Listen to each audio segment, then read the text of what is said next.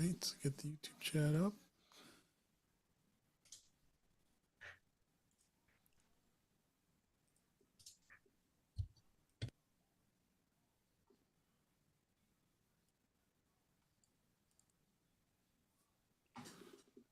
Okay, let's do some more social media.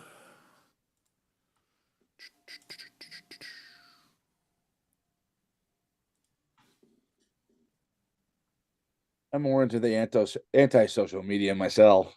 There you go.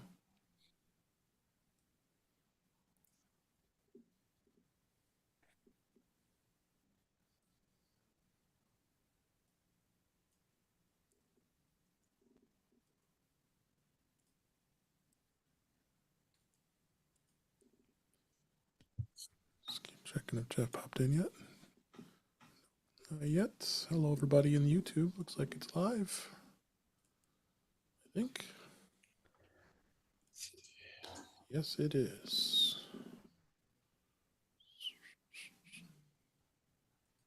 I see you, Brian. Okay, good. Good. Cletus is here already. Man, he's like a regular. Good to see you, Cletus. Let's see. Let's get that chat popped out. For Mr. Gamut. All right, finish.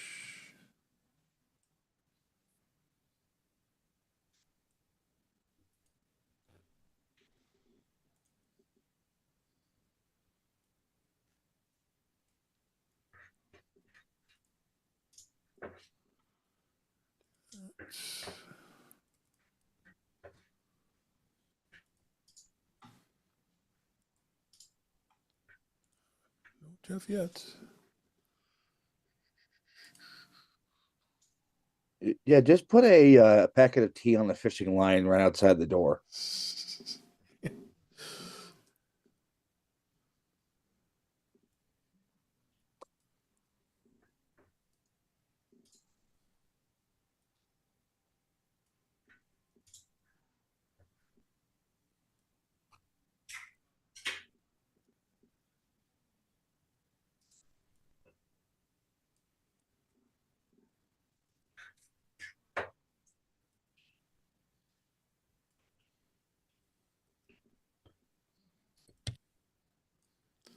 All right, see if he's here. Nope, not yet.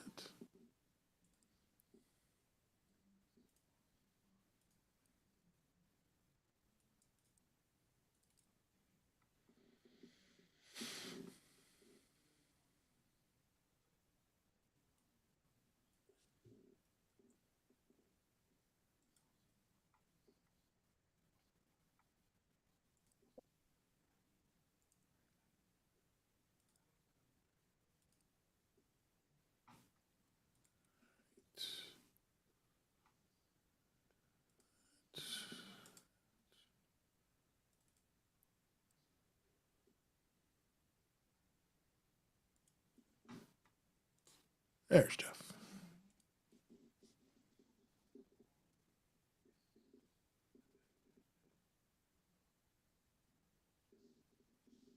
See, I told you the tea thing would work. I was just sitting here watching the live stream, and all three of you are like, Well, I was doing your social media. yeah, you're a busy man. Uh, And Ben, you're right about the tea thing. Yeah. Also, I'm so bummed that you had to miss the end of the big show today because I changed my my cool thing just for you in honor of your story pick. Oh. What did you find space junk on Amazon? No, but you're not far off in a manner of speaking. I changed my pick to the old TV series Dead Like Me. No. And Oh yeah, the main character gets killed by a space debris, right? yes, a toilet seat that flies off the space station and kills her. Yep.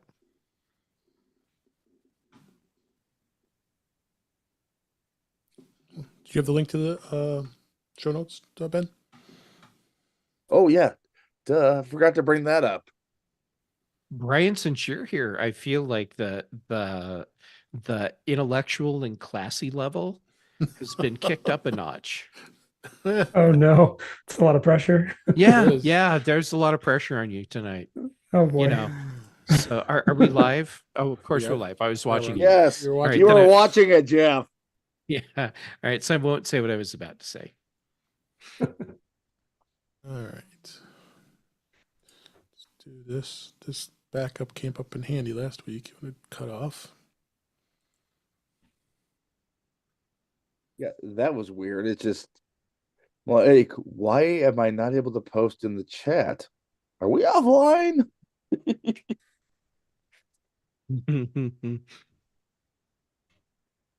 Oh, I graphical. wish I could still post in the live chat. Yeah, I was able to for quite a while, and then one day it's like, nope. You can't have even to see. create a new channel to be able to join the chat.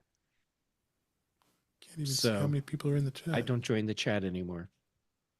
But I watch, so I can at least see what people are saying. What the heck? God, YouTube changed things again. They're Google. Of course they did. I can't see how many people are actually in the chat. Oh well. All I see.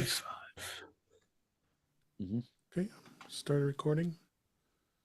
An audio hijack.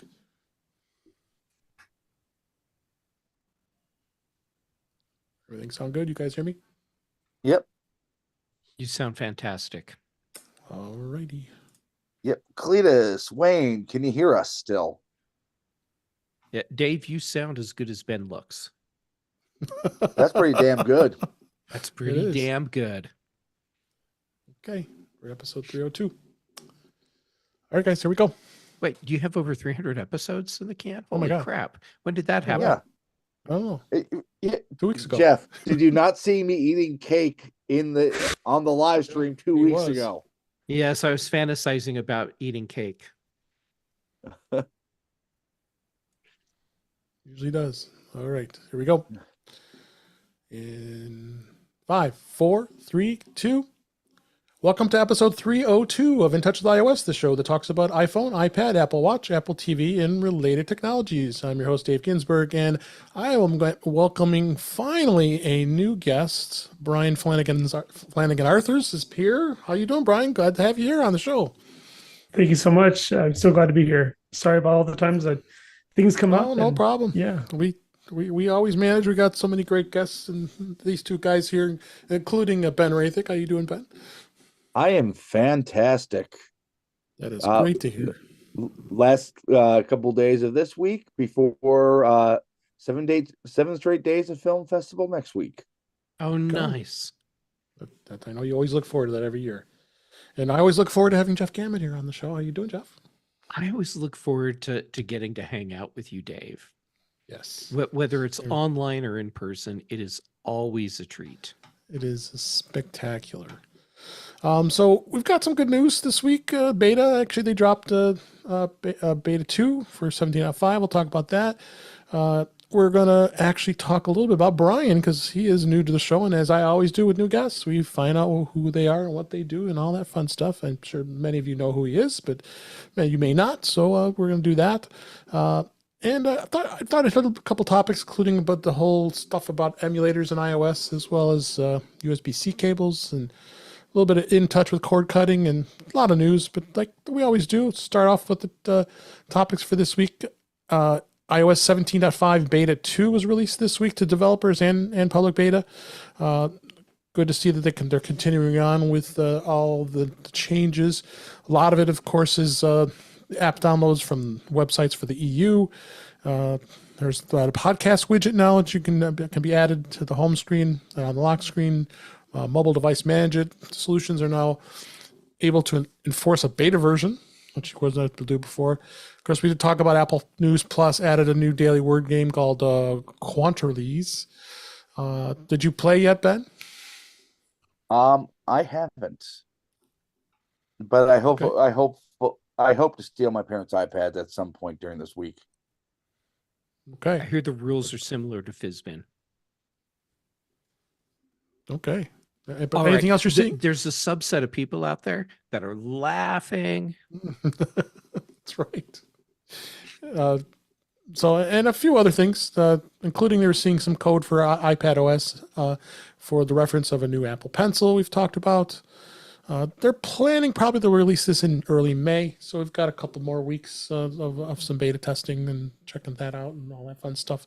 I've been beta testing. I just got it, as I mentioned last week. I have an iPhone 13 that I now can at my disposal to do beta testing on an iPhone, and of course, I still have my 2018 iPad Pro that I also run beta on. That's my two secondary devices. So, and Jeff still isn't getting his iPad on beta. I know that. No, but I did finally find the charger. So Well, that's good. I was about I ready to can. send you a charger. I got a million of them. So Here, do Jeff, I. take it. Yeah. Right? Yeah, I found the charger, and what a surprise! There was a ton of chargers with the one that I was looking for, so I There found a you go. bunch of them. So yeah, I'll be able to get my old iPad back up on beta again. Good.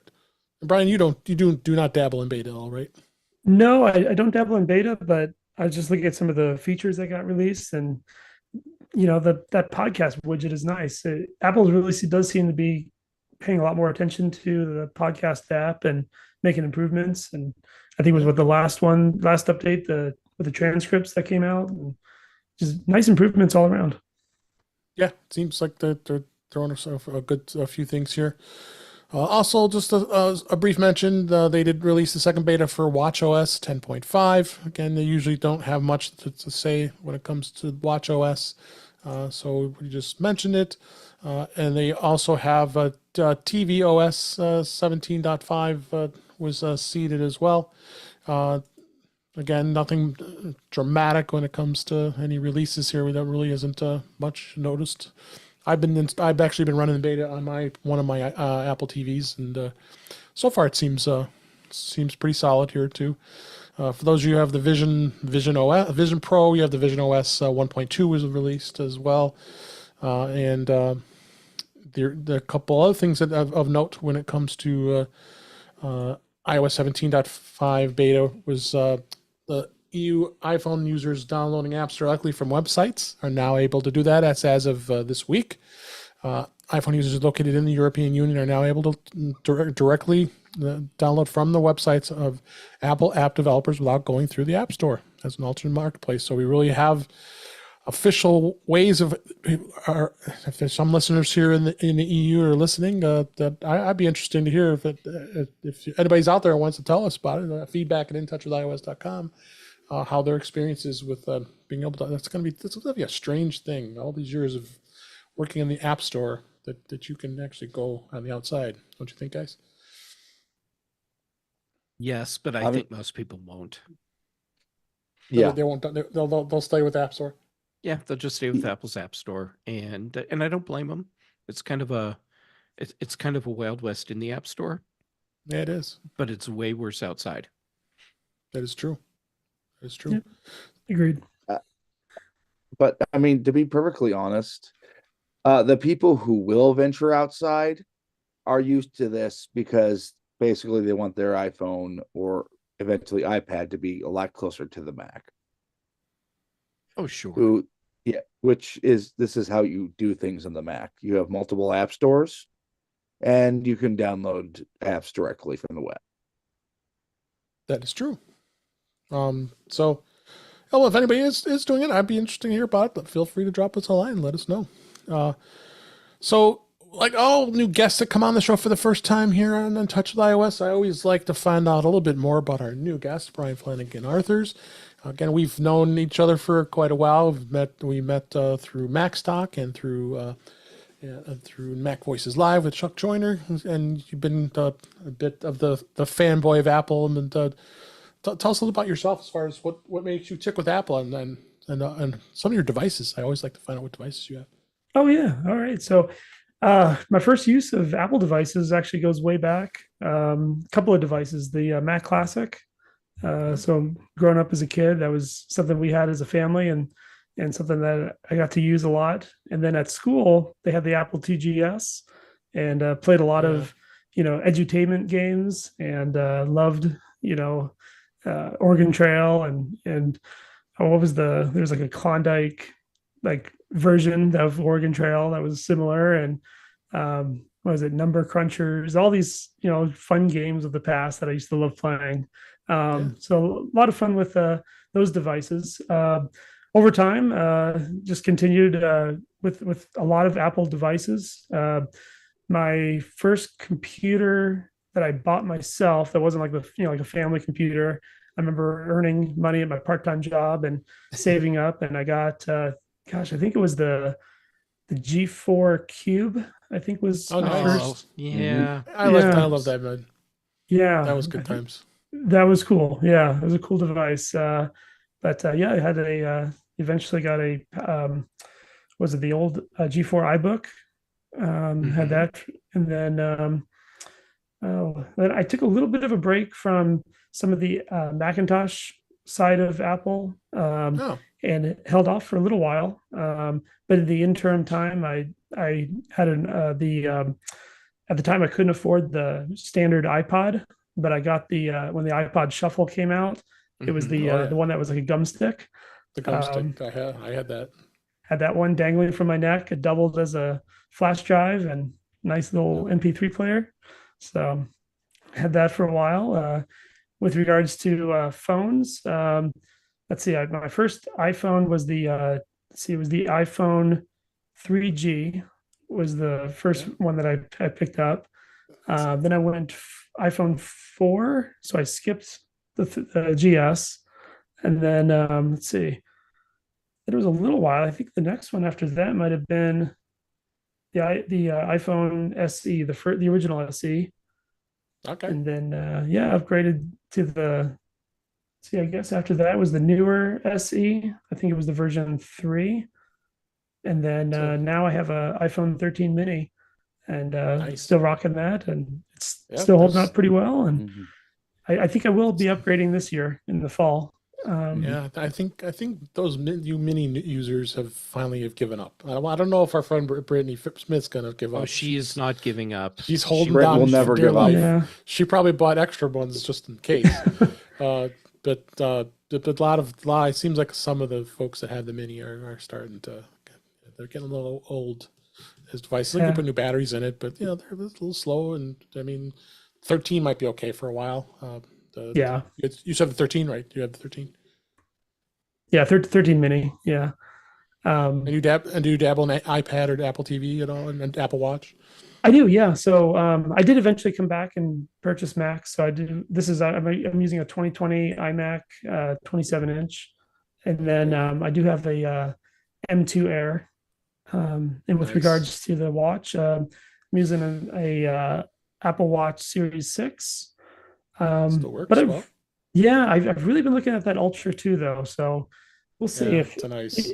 and I'm considering, if when whatever the Ultra 3 or whatever comes out, I'm thinking, maybe the Ultra 2, because it is a little more expensive. Maybe Yeah, that might be a little more discounted at the time and still last for several years. yeah. Um, and then I have one Apple TV, and So you're all in with the I'm all in. Yeah. and you're an educator, right? You work in education, and Yep. that helps you too with the that as well, I'm sure. It does. Most of my Apple use is personal. We do on Okay. at That's our right. particular school, we're using Windows devices, but our work Ugh. phones are the iPhone SE. I think the second series of the. But yeah, so mostly the personal stuff on the Macs. Yeah, Okay. and Apple All right. products. Great. Well, so glad to get everybody to know what makes you tick with Apple. That's why we always have folks here who are passionate about the stuff here. That's why we do what we do here every week. So let's go on and move on to the next topic, emulators. I'm not a gamer by any means, but I know we have a few people here on the panel that are, and Apple did interestingly enough, decided to allow for some of these game emulators, including the Delta emulator. I know there was short lived when they had an NES one in there, but I think that got removed pretty quickly. And Ben, I know you're the gamer, or you know a lot of this stuff. What's been your thoughts so far on these emulators on iOS? First, Yahoo. Okay, I figured. Honestly, it's one of the missing features that gamers have wanted for a while.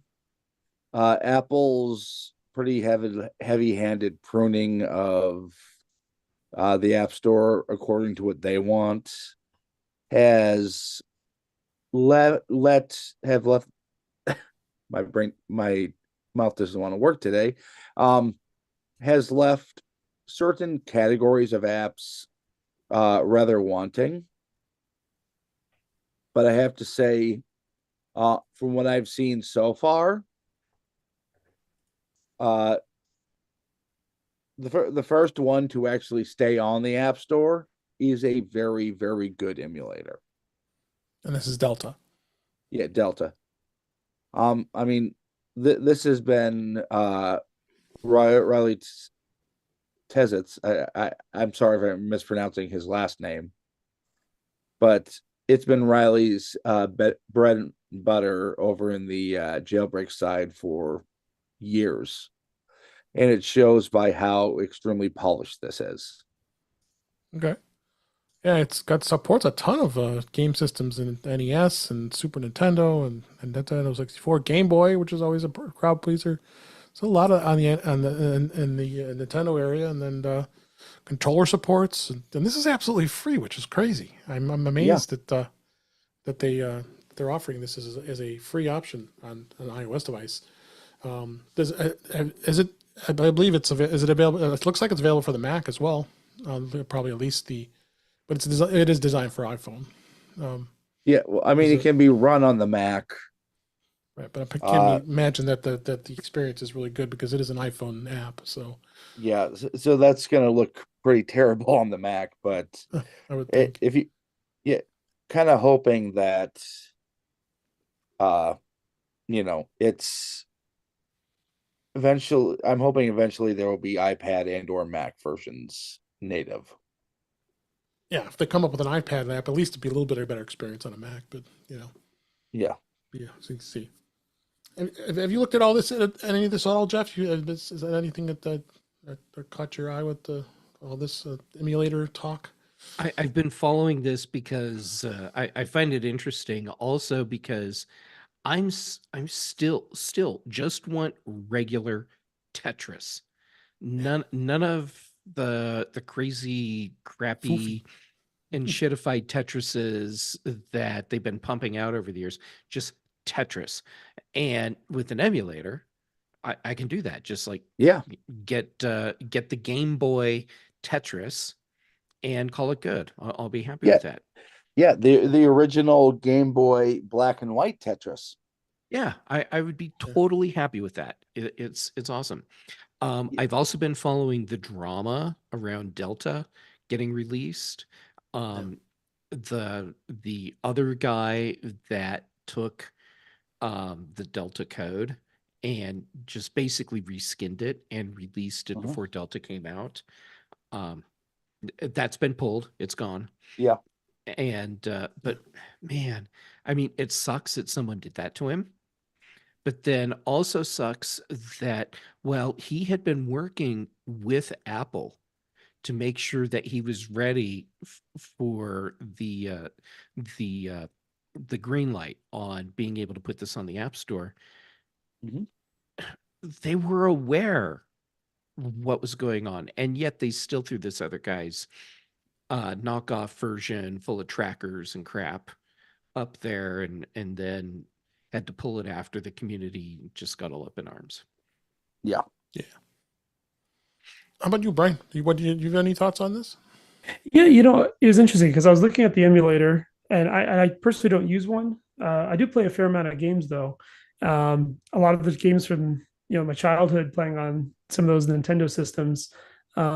but more recently playing on Xbox. And I was looking at the titles and the like what video game systems are supported, with Delta and a lot of these Nintendo branded systems. And it made me think about the marketing that each of these companies are kind of doing, because, from a gray to legal way of using these emulators, I believe you're only supposed to seek out backing up ROMs of things that you personally own, and Yeah. And officially the game companies are against even that. right. That's what I'm saying. It's even that's kind of gray, yeah, of backing up your own software. But it's interesting because Nintendo has a reputation of each of their generations of systems re-releasing these games. And as Jeff had mentioned, sometimes they're not the original version. You don't get that original 1989 Tetris. It's, Tetris something or other, and a flavor of Tetris. But Nintendo seems to have their strategy of, you pay again, new system, you can pay again for software that you played on your previous system. Whereas it seems like more on the Xbox, it's this promotion of backward compatibility of utilizing your software from previous editions and of hardware. And it's interesting how that's going, because it makes me think about, not that anyone would ever download, a ROM of a game they don't personally own, but Right. we Wink, think wink. about the days of Napster and downloading MP3 files prior to iTunes. And when iTunes, a legitimate place, popped up, and 99 cents a song, a reasonable price for what it was, there was a lot of people who said, because this legal way is available, I'm not going to jump over and keep doing it off of Napster, or it's like, and instead do pay for it. Yeah. So it just got interesting, I thought. And what was the popular games? Yeah. Yep. Yeah. And Go ahead. I will also note there is a Commodore 64 emulator too. That was Nice. released the same day. Nice. Now they gotta get Mattel and television. I used to love playing that game. The Atari 2600. Good times. Times with the games. So yeah, check it out. I got links in the show notes here for about the Delta, the video game emulator, and article from Mac Stories that talks about it's going to be will change the App Store forever. So it's going to be definitely interesting to see how this goes when it comes to that. So next topic, I want to talk a little bit about cables and plugs. Macworld did a great article here. I'll credit Simon Jerry as the editor and writer that wrote this up, and I thought it'd be a good thing to kind of talk through getting you whatever the best USB-C charging cables that are for the iPhone, the iPad, and of course the Mac. As we know, USB-C is pretty much becoming the standard. It's pretty hard these days. I mean, if those of you who have the newer iPhone, which would be the iPhone 15, it's all USB-C now. So my wife just got an iPhone 15, so this was all new because the Lightning cable has been hers forever. So now I've had to retrain her on how to. You got to have USB-C, and then of course the rest of the family still has the older iPhone. So I think we're gonna have to be a 2-cable family for now. And I think that's pretty typical in these days when it comes to Lightning versus USB-C. But the Lightning cable doesn't have as much data transfer speed, so it is a lot slower than what a USB 4 Thunderbolt cable, like with the Type-C connector, which would put you at 440 gigabit, whereas Lightning is only going to be about 0.48 gigabit. So, and the 15 is amazing, as we've talked about before, as far as how fast it is using a really high speed cable. Different types of cables, as we said. You've got to be USB-A to Lightning. That's going to probably be about the slowest cable you have there. But you have a C to an A cable that's been coming with iPhones for quite a while. Then the C to C, of course, that we use now. And then many of these cables they are backwards compatible with Thunderbolt. Then you go Thunderbolt to Thunderbolt, and it still probably would work. Chargers, they've really changed a lot. You got the new the new USB charger for that Apple sells, and that's I believe 20. I think it's still 20 watts, or it might be 30 watts now. So it's got a little bit higher outputs. So just be aware of what your cables are and what they're all about when it comes to that. Just a good tip in knowing is that USB-C cables can carry a minimum of 60 watts, and some support 100 watts of charging. Even some of the new Thunderbolt 4 cables can go up to 240 watts. I bought one of those really high-speed cables. That it's a pretty solid cable, and the data transfer rate is just insane. Even through using it on an iPad Pro or an iPhone to transfer data. Really good, especially for photographers who are taking a lot of pictures. They want to offload using their external drive, and gotta have one of those cables. And boy, it just flies when you're using these stuff. So, and then the same thing with the chargers for the MacBook Pro. Like the MacBook Air. And I mentioned, Brian. I mentioned, you mentioned earlier you have a MacBook Air M2. I picked up the M3. So, and it comes with that smaller square brick with the two cables, or you can buy the little higher wattage one. And those are some nice chargers. And the nice thing about the Air is it charges pretty quickly with those adapters, and getting those going here. So definitely is interesting. Bring your guys' take on this, Jeff. Cables. What's the cables that you like and that you like to use? I mean, Apple cables are very good, but Anchor and a lot of others are out there too. Yeah, the cables that I go to, if it's not an Apple branded cable, Anchor, Radtech, and OWC. Yeah, OWC makes the best. They're great cables. In fact, they're selling. In fact, I can put my box here. Hold on. Because of course, it's It's within right here. reach. I just bought a box of 20 of these. These are 2-meter cables. During I think it was, I don't know if it was Black Friday, or they were selling these for 88 cents. Oh, wow. These are 2-meter cables. These I just bought a whole bunch more because my mother-in-law as well as my wife have the iPhone 15 now, so I said I better buy some cables because there's a glut of lightning ones, but this, if you look at it, it's just like showing on camera here. This is just basically like an Apple cable. It's white. And it's really built well, and this one I think these were like $3 compared to 20 or 30 for a 2-meter cable. You definitely don't buy. We've talked about this a million times on this show. Do not buy your gas station cables. Do not buy gas station cables ever. Well, now it's even more important to not buy gas station cables, because USB-C as a connector, as a protocol, as just a cable in general, it is a hot mess. Unless you know what you're getting, you have no idea what you're getting. Yeah, well, I mean, USB-C is a connector. It can be anything from USB 2 to Thunderbolt 4.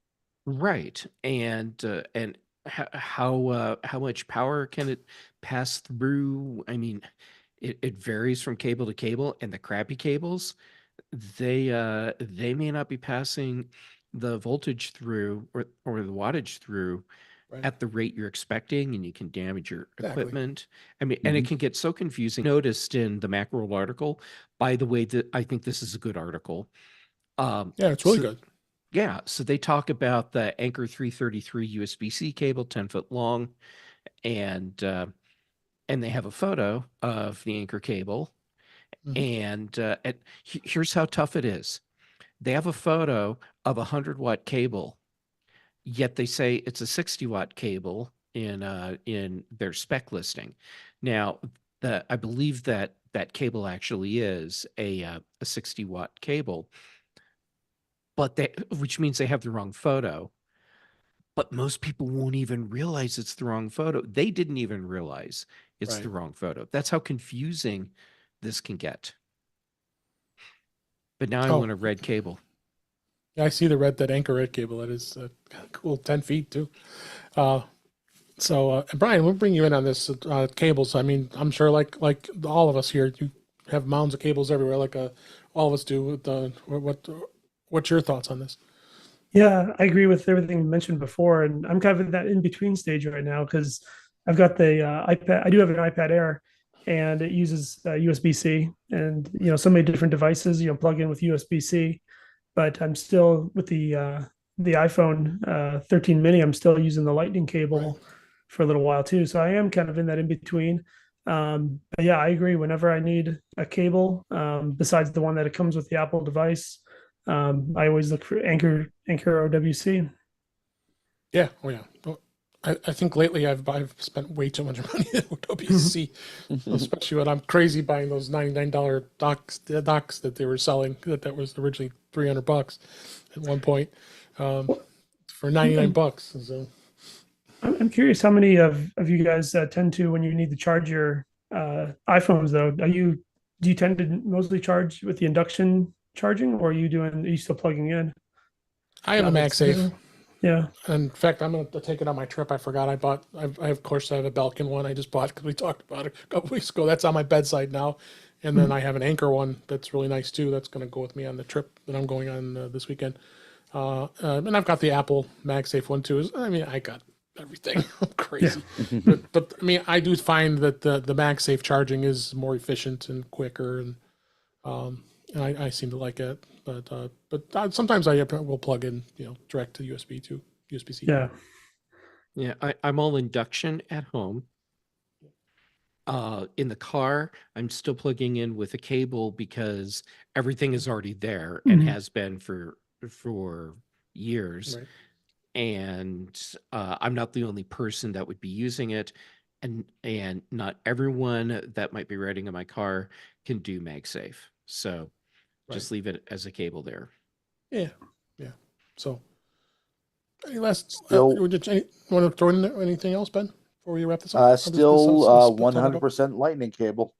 Mhm. Yeah, of course. Yeah, you have the 12, right? 12 Pro Max, yeah. Yep. So yeah, it's not wrong with it. Still a great phone, and like I said, I think the Lightning is going to be around for quite a few years to come here before we're anywhere near that. So, but check out this article. I also have links in the show notes to some of these cables from Amazon. Be sure to click those links because we always like with our affiliate links. It helps the show out as well. So to check some of these cables out because yeah, there's some great choices in here of some of the cables they talked about here. So, but go ahead and check that out. The next topics I wanted to touch on is a little bit about in touch with cord cutting. There's been a couple. I found a couple of stories here I wanted to talk about really quick. Now we've been talking about cord cutting in hotels, and it's becoming much easier using AirPlay. It looks like they're finally starting to be rolled out to different hotels across North America and the U.S. And what AirPlay at hotels is going to be, they're actually setting up in the hotel rooms that it's a simple AirPlay connection, so you don't have to bring your own device. Many of us would travel as us Apple geeks as we are, bring our own Apple TVs and plug in those into the TVs and stuff. So now you're going to be able to AirPlay everything from your iPad or your iPhone right at the hotel level because the TV technologies are starting to improve in hotels. I think hotels still have a long way to go. It looks like the first brand of hotels is going to be IHG, which is actually Holiday Inn, and a shameless plug for Max Stock, but Mhm. that's the hotel we're going to be staying at in July. So hopefully that hotel has it at some point. So not that we're going to be spending a lot of time in the hotel room anyway, but so it's definitely great to see that the availability is happening to different locations, and of course you're going to have in the AirPlay in hotels. They say that the 10s or later, and then running 17.3 or later is only going to work for this as far as that goes. Guys, any other thoughts on this? I think this is great. I hope to see it expand to a bit more of the bigger chains. Yeah. Yeah, I agree. Yeah, Go ahead, Ben. I honestly thought this would take longer to roll out. Me too. Yeah, Mhm. agree. I love the Um, idea of being able to easily stream your own content from wherever. Um, Yet another way to avoid paying ridiculous movie rental costs in hotels. I do have a theory there. yeah, I mean, honestly, they know nobody's watching pay-per-view anymore. Yeah, those And adult movies. yeah, but honestly, for them, they it's easier for them to have you just cast to the TV via AirPlay than fumbling around trying to hook up your own devices to the HDMI ports. Mm-hmm. True. Oh yeah, I mean, trying to fumble behind those TVs and try to find the HDMI connection if you have your own cable. People do that all the time in their I rooms. always travel with my own HDMI cable. Yeah. So more to come on that. It's going to be interesting to see. Next core cutting story was about Plex. Plex is now tops over 1,100 free live channels worldwide. It makes it the largest free streaming service. They announced that this week that they have that many channels, 1,100, streaming through ad-supported streaming worldwide, and it's basically the largest ad-supported streaming service in the world by number of channels. And plus, Plex, if anybody's not familiar with, Plex has not only streaming, but you also can create your own Plex server. You have access to movies and all kinds of other great content. I think many of us here, I have a Plex server I run as well. A lot of our friends do, and we share our Plex server access and get to watch some movies that you may have or TV shows and such. So, but this is great to see. I mean, I think that a lot of the free tiers of these streaming services, Plex and as well as Pluto TV and Tubi, and a number of the other free services. If you want to, if you're okay with dealing with ads, I mean, there's so much great content on those. I sometimes catch some of the things on those services, and it's like, wow, I haven't seen this in a long time, like an old TV show or a lot of the old channels and all that stuff. What do you think, Ben, on this? I mean, I have a parent who is still very much into linear TV. Mhm. If you're like this, it's basically like having free cable. Exactly. Mm-hmm. Yeah. Any other thoughts from you guys, Jeff? I am so not into linear TV. Yeah. But Same. Ben, you nailed it. There have been a few times though where there's something that I've been looking to watch that would be on just like another live channel, and I'm a cord cutter, and Plex gave me the ability to do that. Yeah. So yeah, I'm glad they've got all this content. That said, as much as the Apple TV as a platform has many advantages, live TV integration is not one of them. It's one of those where it's very much behind the competition. Yeah, ironically, the way I get live content through my Apple TV is because I have the Plex app on my Apple TV. Right. And it tends to work pretty well. I mean, and especially some of the streaming channels too. But if you got your own content, that's great too. But building a Plex server it's quite a bit of work. I mean, and of course we legally obtain all of those videos, right? Then we put them on our Plex servers, and so ripping DVDs that you own, that's a lot of work, and especially you have to bypass the video protection and all that to get it to be a file. It's a lot of work to do it, but it's fun. I think it's more of a fun here too. Brian, do you have anything to add on this? Yeah, I haven't used Plex myself, but this gives me some ideas of checking it out. I've used is it in not the server part of it, but the just the enjoyment of the streaming part. channels. Is it kind of like a Pluto TV in that way? Yeah, pretty Yeah. much. Yeah. I mean, Okay. Honestly, you say 1,100 channels. What, maybe 15 of them are probably of any worthwhile, in my opinion. But Sure. there might be some that others like more than others. I mean, Pluto TV's got a pretty good amount of stuff too. But you're finding these, like I know CBS is good at putting all their news on there, and ABC is as well, and NBC, CNN. They have derivatives of their channels that are free. That's free content. I think the NFL Network has been throwing on some stuff on there lately, and so they got some interesting stuff. But again, it's the way streaming is changing, and then you got over the air channels are looking at the higher speed 3.0 over the air, and there's just so much. I'm going to go in dabble them go down that rat hole. But yeah, there's just so much content out there now that I've got YouTube TV, and I've been very much enjoying it. I'm not regretting switching one bit away from Comcast. But yeah, it's good stuff. Another interesting thing I found here was switching to broadband.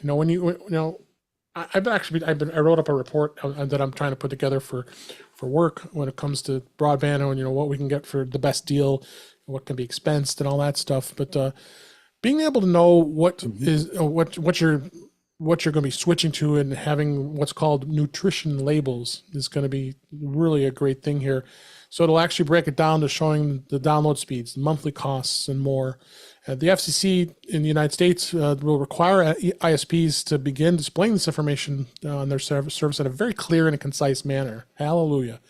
The format will be detail resembles like nutrition labels, so you can, like you see on food boxes, but instead of calories and sugars, it's going to be FCC's broadband labels that'll show off the monthly costs and how it's there. And there's a link in the article showing you what the consumer label is going to look like, which is great. I mean, they're actually showing a label sample that looks like a food label. And that's great. I think this was well overdue here. And so you have more transparency, more rules. This is so important because I get so tired of it. I got so tired of it. I switched to AT&T fiber when I got it when it was available, and no frills. I know what I'm getting. I pay $80 a month, and I get 1 gig down, 1 gig up. That's it. I don't even think about it. So what do you think, Ben? This is something that I think was just well overdue. Oh, yeah. Traditionally, the telecom industry, especially when it came to traditional internet, has relied on two things: monopolies and being far less than transparent. Well, between fiber and 5G based internet, they have lots of competition now. Now the other part about it, they now have to be transparent the way other companies like the fiber companies and T-Mobile have. Right. There's a reason they fought this, because this is very good for the consumer. Yeah, for sure. Mm-hmm. Any thoughts, Jeff? Oh, yes. First, Ben nailed it. You did. But yeah, the whole thing with having options and understanding what those options are is really important.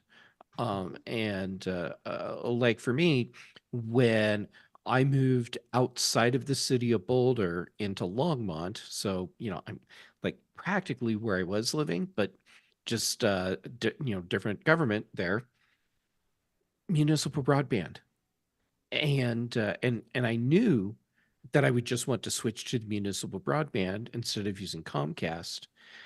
But having something like this would have been great, because then it would have given me the numbers and not just the emotional part of I want out of this. Of course, I did get the numbers, but it wasn't as easy to get. Also, man, Ajit Pai did so much for internet access when he was at the FCC, and it's great to see that we're finally getting back some of the things that he took from us. So yeah, I'm happy to see this, and I'm happy to see the other changes that we'll be getting over time that are pro-consumer. Absolutely. Final words from you, Brian. Yeah, when I saw this, it reminded me of something, and I couldn't remember the name of it, so I just looked it up. It was the Dodd-Frank Consumer Protection Act that was came in 2010, and it reminded me when I was thinking those nutrition labels and the easy to read, consumer friendly information to be able to comparison shop. And it reminded me, like with the credit cards, when the credit card bill comes and it says, you can pay off, the card using the minimal amount, and it takes so many decades to pay off, and then or you can pay a few extra dollars and it's much less time. It's just that easy to read consumer friendly information that, uh, you know, puts a lot more ability for for the consumer to be able to understand and take actions that they want. Yep, for sure.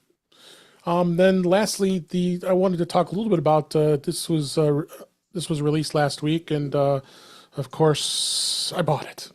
It's the Roku new Pro Remote 2 with backlit buttons, the USB-C, and there's new buttons. But is it worth upgrading? Well, it does have programmable buttons as well as it does have the home button to get navigation much easier. And they put the volume control on the side of the remote, which was kind of strange That's because the way used to Roku having does it. yeah, Roku. Oh, that's awful. That's a right-handed remote, uh, and that's it. yeah, and I'm lefty.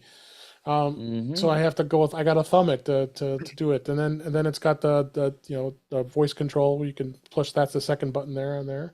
So I'm showing, and is it worth upgrading? Well, it was only $30. That's why I did it because it wasn't too terribly expensive. But compared to, I mean, it looks almost exactly like the original remote. I've just got the basic Roku 4K, and it.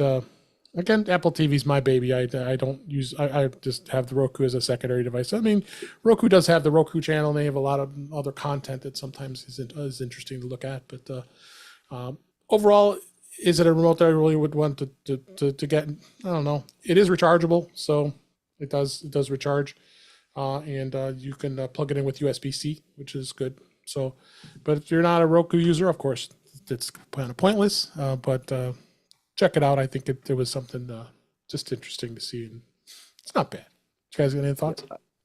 Well, first, for those who have a Roku branded TV and are watching intently, it will not work with your TV. Only Roku branded devices. So if Roku's built in, you can't use it. Nope. So if it's a television, that's actually branded as a Roku television.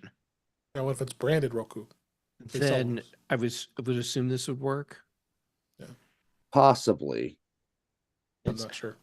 But you know, the more we talk about this, the less exciting it sounds. That's right. Dave, I hate to be the one to tell you, but you might have spent $30 you should have kept. Probably. I took one for the team. You did. You did. I've done that before. That's okay. I'll probably do it again. So links in the show notes about this. So let's go and move on to some of the news we have this week. The Apple had a big predictive emoji bug that was in 17.5 beta after this outrage. Predictive emoji turned off when typing in Jerusalem. If you were on X this weekend, you missed out on this latest phone outage. So it's getting a little on the political side here. But if you would, when the word Jerusalem was typed, the user using the stock keyboard, one of the emoji suggestions was the Palestinian flag, which okay, that's not so good.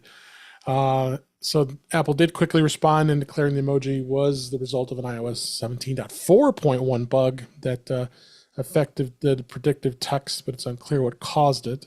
So in other words, were affected as well, but Apple had fixed the in the latest 17.45 beta. So is it still a problem? I don't even want to try it, but No. so yeah, just beware. I don't know if you type the word Jerusalem very often, but interesting bug I found. What do you guys think? This is very terrible timing for this bug. Very Yes, it is. terrible timing. Very much so. Yeah, timing, bad optics there. Yeah. But this is a bug, and being outraged over something that is obviously not intentional. It's a bug in an incredibly complicated operating system, and weird stuff's going to pop up, and it's going to take a lot of users playing with things to figure out where the weird problems are. Yeah. So I can appreciate someone being upset about this. At the same time, it's a bug. By the time 17.5 is publicly available and not available as a beta, it will be fixed. It's going to be okay. Okay. But yeah, bad timing for those optics there. Yeah. So just be aware of it. Just going to move on from there from this topic. Interesting to see that the Vision Pro is starting to see some love. Microsoft does bring OneNote to the Apple Vision Pro, but there is a key limitation with it. Word and Excel were already available in the Vision Pro at launch, but now Microsoft has expanded the app with an earlier than expected release to its note-taking app, OneNote. Microsoft has committed to have all Microsoft 365 apps being available on the Vision Pro and launch, and it concentrated on its main apps, of course, Word, Excel, PowerPoint, and Teams. Oh my God, I don't imagine how to be interacting with Teams. Now the OneNote will have make a use of an infinite canvas of spatial computing, and it will be able to appear side by side with other great apps and be able to do multitasking. But however, the biggest limitation is it's only for personal accounts. If Apple's been really pushing to try to sell this product to the business, the enterprise, and you can't. Why would they do that? I don't understand. Microsoft, not Yeah. Apple. That doesn't make sense. Yeah, Microsoft. Yeah, I don't understand. I don't make a sense either. I mean, that's the biggest bulk of their users on OneNote is enterprise customers, especially enterprise as since I work in that world. Obviously, they have to test it. They have to make sure that it's secure. Is it not going to be something that's going outside of our walls of the Microsoft 365 security? So interestingly enough, maybe Microsoft wasn't satisfied for security. I'm thinking maybe. Okay, that would make sense. But at the same time, holy crap.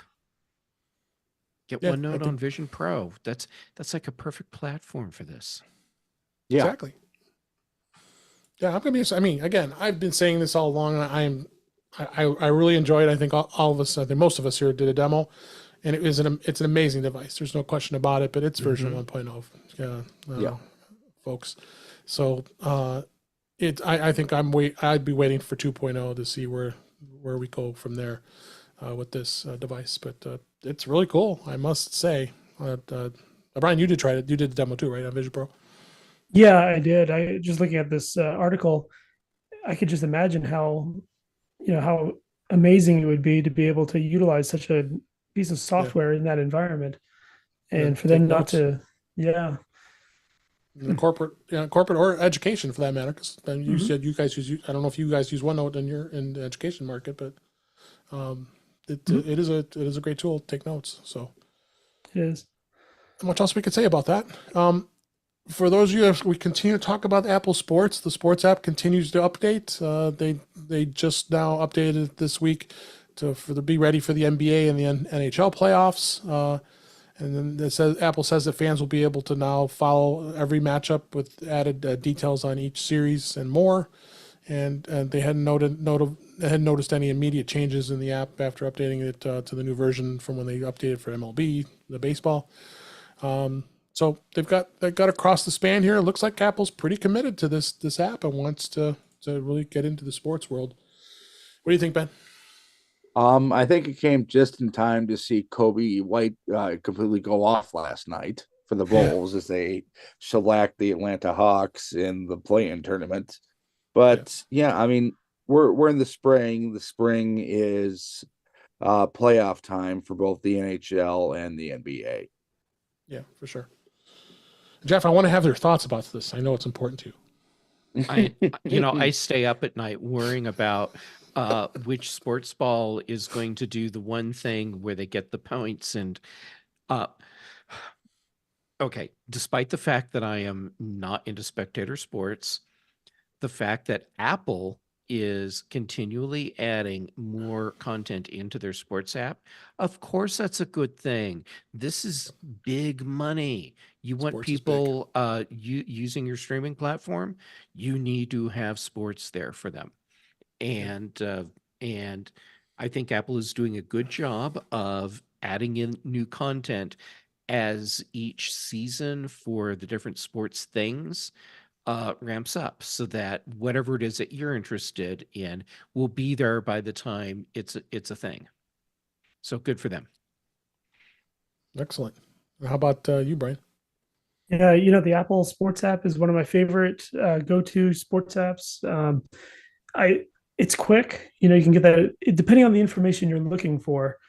It can be very, very useful. If you're looking for quick standings, play-by-play, if you're not able to physically watch the game, you can catch those play-by-play results, things of that nature, score updates, things like that. Well, I should say score updates while you're using the app. Ironically, unless it came up with this update, I believe you still need to use the Apple TV app is the one that actually connects to giving your home screen updates when you're so I'm waiting for that, but it doesn't have ads. It's so clean. It's a nice clean interface. It's quick. I like it a lot.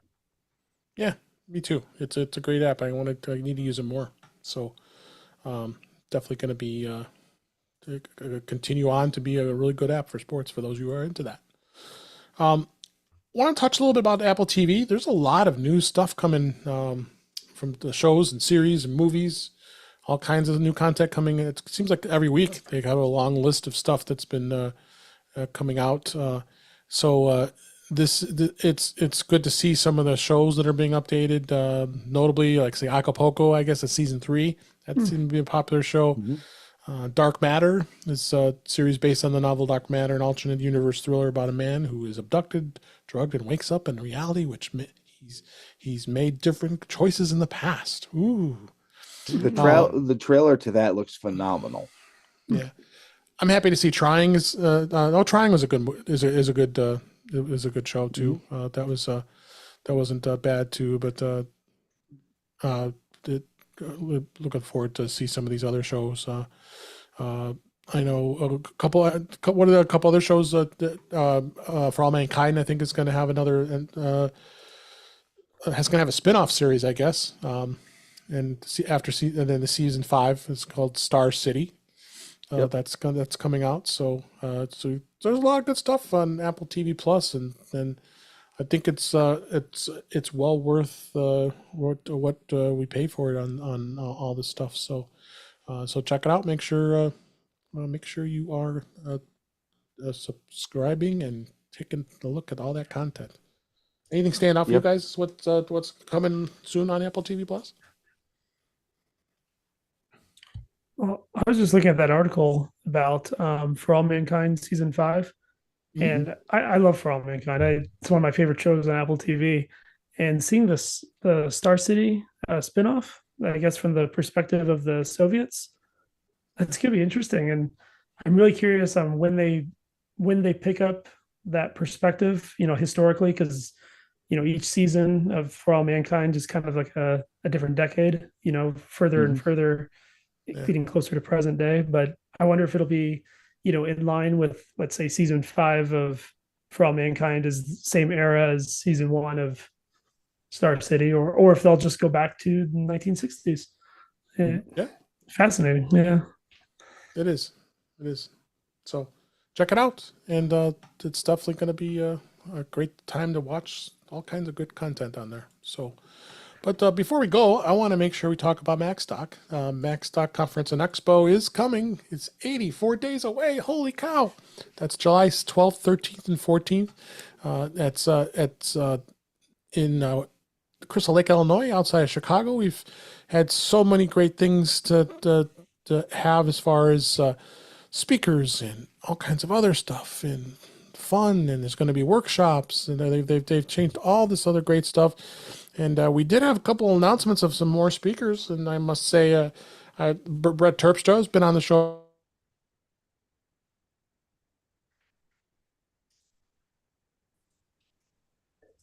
Guy Brian Flanagan Arthur's he got a slot. He's going to be speaking at MacStock. Are you excited about that, huh, Brian? I certainly am. I can't wait. It's so much fun. Yeah.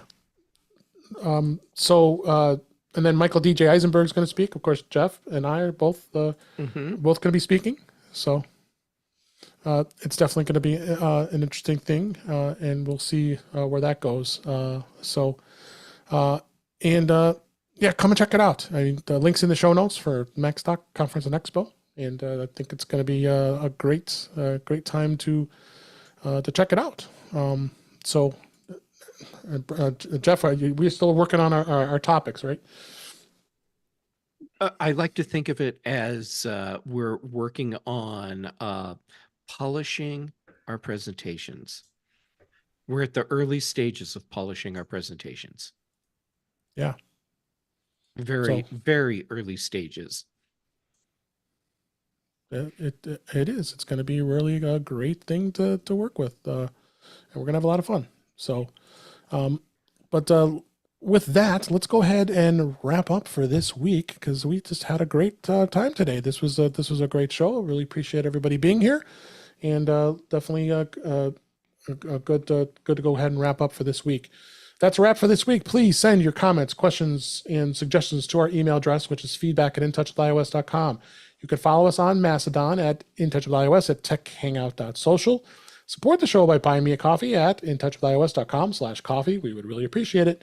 You can become a patron of the show by going to patreon.com/intouchwithios. We have 2 tiers available to support the show. We would really appreciate it.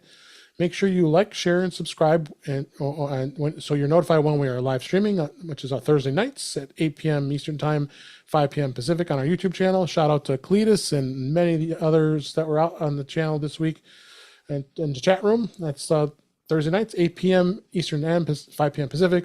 YouTube channel is youtube.com/intouchwithios, where you can watch the current and past live streams and also listen to past shows.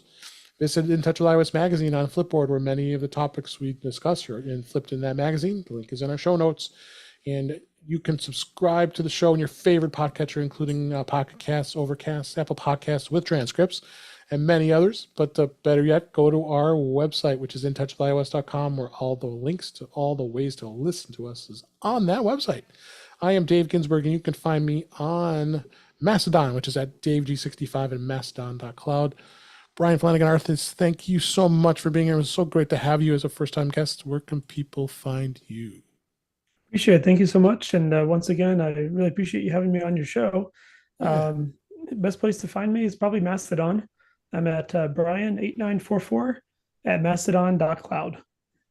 Great. Thanks for being here. Ben Rathick, always a pleasure having you on the show. And where can people find you? Well, Dave, you can find me on your social media of choice at Ben Rathick. On Tuesday nights, you can find me on Mac Voices Live with Mr. Chuck Joyner. And on Thursday and Fridays, you can find me on the British Tech Network on the Big and Mac shows. All right. Thank you so much, Ben.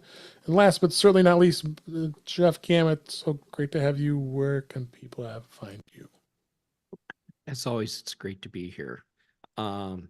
So, well, you'll be able to find me in July at MacStock.